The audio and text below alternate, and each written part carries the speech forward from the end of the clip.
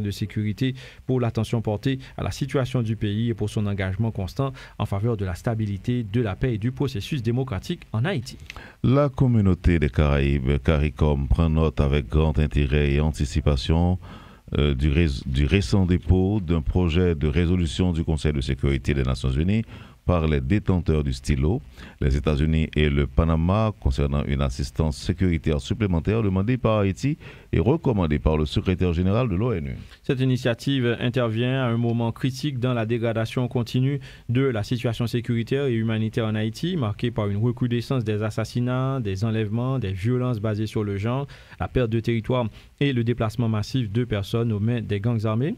Poursuivant son plaidoyer international en faveur d'Haïti, un de ses membres, la communauté des Caraïbes, appelle les membres du Conseil de sécurité des Nations Unies, en particulier les membres permanents, à prendre en considération les conditions désespérées et précaires dans lesquelles se trouve le peuple et le pays d'Haïti. Et pour quelques commentaires, Stanley, nous avons avec nous l'ancien diplomate Pierre-Antoine Louis. Pierre-Antoine, bonjour, bienvenue sur Métropole.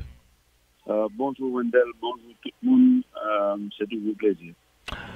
Haïti soutient avec fermeté la résolution qui vise donc à transformer la mission qui est actuellement déployée en Haïti en une force de répression des gangs qui pourrait en quelque sorte garantir la sécurité nationale et régionale. Vous êtes optimiste par rapport à cette annonce ou encore par rapport aux informations qui font état d'éventuels ou de probable déploiement de cette force qui viserait justement à réprimer les gangs, Pierre-Antoine Louis? Bon, le point d'achoppement pour la transformation de la mission multinationale d'appui à la sécurité en une mission de répression d'activités et des gangs, des groupes terroristes, dépend du changement de politique de la République populaire de Chine et de la Fédération de Russie au sein du Conseil de sécurité de l'ONU. Depuis septembre 2024, lors de la considération du mandat de la mission, du mandat actuel de la mission multinationale d'appui à la sécurité, l'administration Biden avait tenté de transformer la mission en une mission de maintien de la paix de l'Organisation des Nations Unies parce qu'il y avait une difficulté majeure sur le financement de la mission.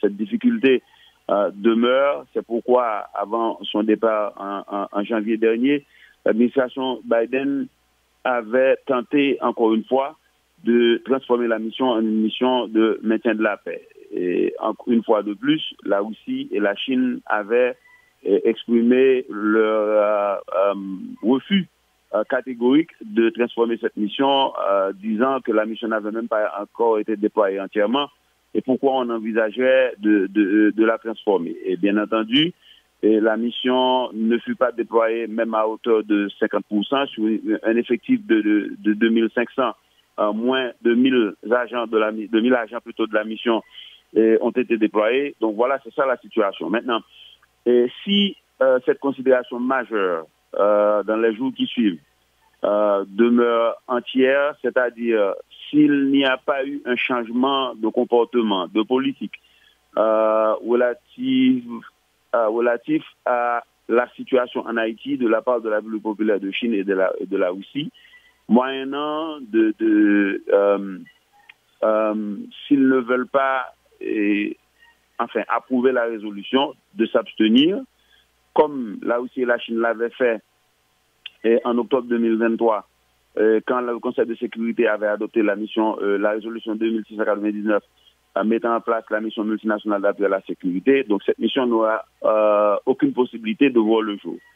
Donc c'est cela qui change. Maintenant, la position d'Haïti est normale, elle est logique. C'est Haïti qui, en octobre plutôt 2022, en début d'octobre 2022, par une résolution du Conseil des ministres, pendant l'administration d'Ariel Henry, avait sollicité un appui international en matière de lutte contre la gangstérisation en Haïti. Donc, ce serait aberrant qu'Haïti change de position. Maintenant, ce qui pose problème, c'est le fait que les dirigeants haïtiens semblent ne pas comprendre qu'aucune mission étrangère sur le sol haïtien, quels que soient les moyens qui lui sont dotés, financiers ou en équipement logistique, tout ce que vous voulez, ne peut réussir moyennant pour Haïti d'avoir une stratégie de lutte contre l'insécurité, une amélioration de sa gouvernance politique. C'est ça qui manque. Quand les étrangers arriveront en Haïti, même avec un mandat qui leur donne l'autonomie de fonctionner, indépendamment des forces de sécurité haïtiennes, ces étrangers dépendront de la connaissance du terrain des Haïtiens. Et si les Haïtiens ne sont pas motivés, si les Haïtiens ne fournissent pas les moyens adéquats à leurs propres forces de sécurité qui peuvent accompagner valablement sur le terrain les forces de sécurité haïtiennes, je ne vois pas comment des étrangers pourront mettre fin à cette situation désastreuse d'insécurité et tout azimut en Haïti, car le premier devoir de l'État d'un pays et du gouvernement qui exerce l'autorité de l'État, c'est d'assurer la sécurité du pays. Aucune force étrangère, quels que soient les moyens qui lui sont dotés, ne peut venir à bout des terroristes qui sèment la pagaille en Haïti. Alors Pierre-Antoine, rapidement, et en 2022 justement, au moment de voter la résolution 26 et 53 et pour la force multinationale, pour la mission multinationale, cette question d'une force sous l'autorité de l'ONU a déjà été posée et on n'était pas parvenu à un accord sur ce point. Qui ça qui fait jeudi question retourner sous table là avec et nous pensons que disposition a changé? Bon, question retourner sous table là, Wesley, pour une simple et bonne raison. Mission multinationale d'appui à la sécurité a commandée par le Kenya parce que Kenya fournit le gros lot, le contingent qui est plus large de mission multinationale d'appui à la sécurité a pas marché. M'a rappelé nous un simple fait. Il y a quelques mois, il y a 2 hélicoptères qui sortis El Salvador, 2 hélicoptères utilitaires qui étaient supposés utiliser pour des évacuations militaires en cas où des membres de la mission étaient blessés. Nous, qui s'est passé dans la Tibonite, nous, qui s'est passé dans la zone de Kinskov.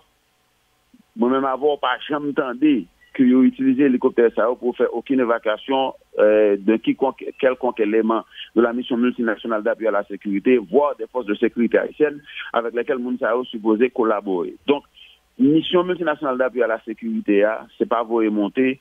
Et même le président William Ruto connaît l'administration Biden qui précédé l'administration Trump connaît, le constat sur le terrain, c'est que mission n'a pas de résultat. Bon, il y aura le doux, c'est à cause du fait que pas assez l'argent, et il y aura le doux que blindé n'a pas adapté, mais tout ça, nous connaît, c'est pas un secret pour personne.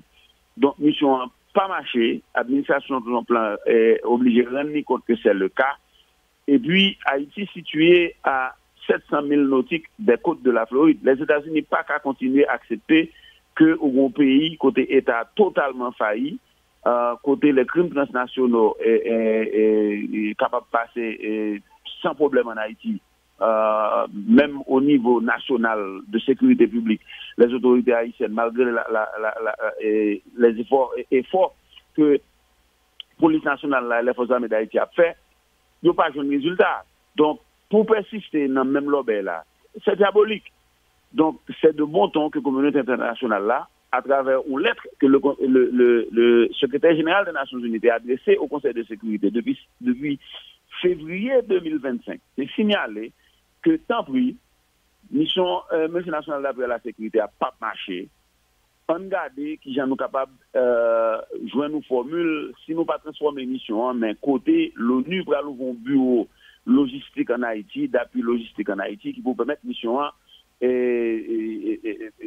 sinon transformer en mission de maintien de la paix mais gain un appui qui permet d'agir de façon plus robuste contre le terrorisme. Maintenant, ça me veut comprendre c'est que le m'a regardé la résolution 2699 du 2 octobre 2023, mais la résolution ça a dit que l'Organisation des Nations Unies supposée fournit un appui logistique à la mission multinationale d'appui à la sécurité, moyennant que l'ONU, qui a géré le fonds fiduciaire, le fonds d'affectation qui fait mission à fonctionner, et l'ONU est capable d'un appui logistique. Mais l'ONU pas jamais appuyé. Donc, moi, j'en suis surpris que le secrétaire général a demandé pour établir un bureau. Donc c'est une confusion totale. Et ça me dit que Piga Haïtien mettait dans la tête que on dit la Russie et la Chine soit voté pour transformation de mission en mission de lutte contre le terrorisme, ou bien ils abstenu, donc ils quittent mission avancée.